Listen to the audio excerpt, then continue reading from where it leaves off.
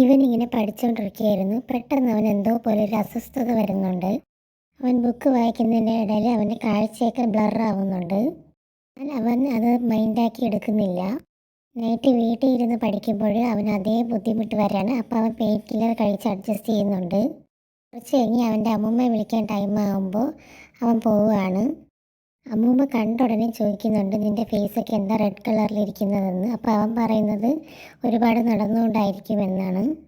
അങ്ങനെ അവൻ തിരിച്ചു പോകാൻ നിൽക്കുമ്പോഴും അവൻ്റെ കാതിൽ നല്ല പെയിൻ വരുന്നുണ്ട്. നല്ല റിങ്ങിങ് സൗണ്ട് കേൾക്കുന്നുണ്ട്. കുറച്ച് കഴിയുമ്പോൾ അത് നോർമൽ ആവുന്നുണ്ട്.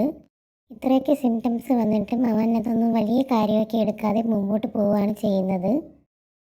അവൻ ഇടയ്ക്കിടയ്ക്ക് ഇങ്ങനത്തെ ബുദ്ധിമുട്ടുകളൊക്കെ വരുന്നുണ്ട്. അപ്പോഴൊക്കെ അവൻ ടാബ്ലറ്റ് കഴിച്ച് അഡ്ജസ്റ്റ് ചെയ്യാറാണ് പതിവ്. ഈ സിംറ്റംസിനെ പറ്റിയൊന്നും അവൻ ആരോടും പറഞ്ഞിട്ടില്ലായിരുന്നു. അടുത്തൊരു വീഡിയോ ആയിട്ട് വീണ്ടും വരുന്നതായിരിക്കും. Thank you.